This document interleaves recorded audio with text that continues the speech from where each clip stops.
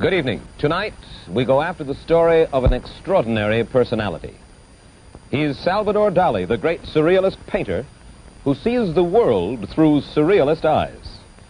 If you're curious to hear Salvador Dali talk about decadence, death, and immortality, about his surrealist art, his politics, and his existence before he was born, we'll go after those stories in just a moment. My name is Mike Wallace. The cigarette is Parliament. The new high filtration filter, Parliament, presents the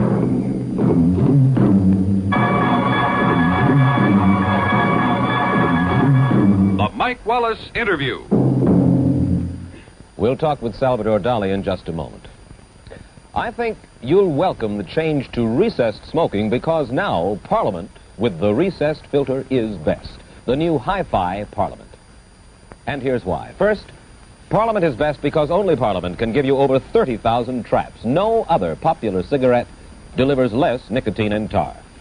Second, unlike ordinary filters, Parliament's filter is recessed, set deep down inside here, so that trapped nicotine and tar can't get on your lips. And third, because it's recessed, there's no bitter taste of trapped nicotine and tar to spoil Parliament's pure tobacco flavor. It's a clean, satisfying smoke. And remember, Parliament is continuously tested and reported by the United States Testing Company, one of the world's leading independent testing laboratories. Over 30,000 traps, exclusive recessed filter, flavor pure protection. Yes, smoke the best. Hi-Fi Parliament, now at popular price. And now to our story. Salvador Dali is a self-confessed genius with an ingenious flair for publicity.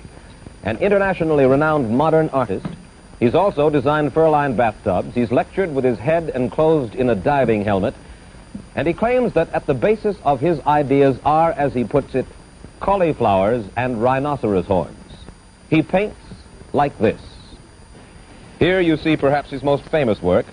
It's called Persistence of Memory.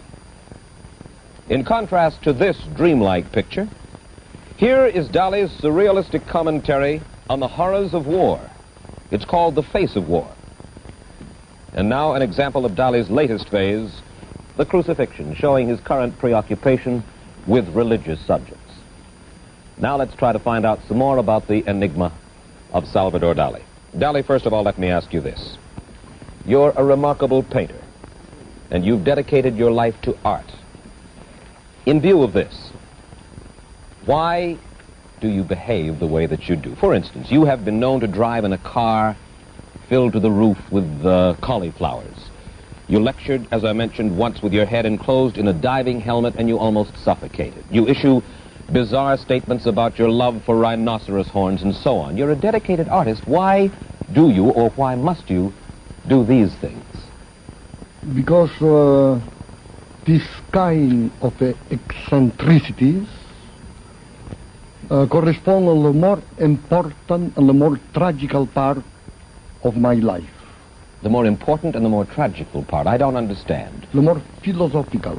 What is philosophical about driving in a car full of cauliflowers or lecturing inside because a diving discovered make one tremendous speech, almost pseudoscientific, in the Sorbonne in Paris, about my discovering of the logarithmic curve of cauliflowers. The what? Logarithmic spiral of cauliflower. The logarithmic curve, yes. And in the same time, the logarithmic spiral in the horn of rhinoceros. In this time, discover this is the symbol of chastity, one of the most powerful symbols of modern times. Chastity is one of the most powerful symbols of modern times? In my opinion, is the more urgent and the more dramatic. Because the chastity represents the force of spirit. And lecturing... This is the reason that the priest is chaste in any religion, you know. Mm-hmm. Because avec the promiscuity, the people make love, is no more spiritual strength, no more spiritual force. Yes. Well, we will get to your spirituality, your increasing spirituality over the years in just a moment. about lecturing with your head enclosed in a diving helmet. Why? Why? Because in this moment, like, the audience understand that Dali penetrate in the bottom of subconscious mind. What's that? Penetrate Penetrate. in the bottom of subconscious mind, in the sea, in the inside of the sea. Yes, down in the In sea. the profounder of subconscious. In the depth of the subconscious. Exactly. Yes. Alors, this is one very clear symbol for arrive in this stage of... We try to understand, in all seriousness, we try to understand you, and you try to explain.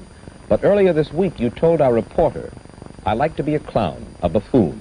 I like to spread complete confusion. Before we went on the air, you said to me, ask embarrassing questions. Ask embarrassing the questions. more as possible. Why? Because Why? Because studentally make one movie in France. Yeah. In this movie, myself dance Charleston. And my friends looked this piece of movie and told, Dali in this part is much better than Charlie Chaplin. For me, it's very interesting. Well, are you about... Because Dali is one marvelous painter. In the same time, is one marvelous clown. It's 1,000 times much more interesting for everybody. You want to be a marvelous clown as well as a marvelous painter? It is possible. The two together is very good, you know. Charlie Chaplin is one genial clown, but never paint the same que Dali. Or see Dali. So what you want to do the is... same que Charlie Chaplin, in the same time paint masterpieces. Our Dali is 1,000 times much more important than Charlie Chaplin. Well, now wait. Despite your hijinks, time and again you have called yourself a genius, and you're very serious about this. Now you want to be you want to be a genius in two fields. First of all, you have called yourself a genius, In yes? many different fields, you know. You? Yes. What else besides an artist? The more important in my life, more que le clown, more que le painting, more que my draftsmanship is my personality. Draftsmanship? My personality Oh, is more important than every of these little facets of my activity. In other words, what is most important to you Is my personality. is Dali. expressing Dali. Dali. Not the painting, not the clowning, nothing but... The painting, the clowning, the showmanship, the technique, everything is only one manner for express the total personality of Dali. I see. Let's take a look at one of your major paintings, Dali. It's called Sleep. There it is now on the monitor. What's the point of this picture? Is there any point? This is very important because myself work constantly in the moment of sleep. Every of my best ideas coming through my dreams, and the more Dalinian activity consists in this moment of sleep. In other words, you conceive a good deal of your... The more important things happen in the moment of myself sleep. I was going to ask if there was any major theme, any powerful idea which inspires all your work. Could you tell us what it was? Evidently, what it is simply an expression of Dali, period. There is nothing more in it, or am I wrong? No, of Dali, of cosmogony of Dali. The what? The cosmogony. Cosmogony? Cosmogony of Dali. What is the cosmogony? What does that mean? This is in advance of new nuclear physics, because every of my paintings, everybody laughed in the moment of look for the first time, but almost after 12 years, every scientific people recognize that every of these paintings is one real prophecy. In the moment of paint my salt watches, is the more rigid object for everybody, and myself paint these watches, the same very soft camembert. Everybody laugh. The last development of nuclear physics proved that the new conception of space-time is completely flexible.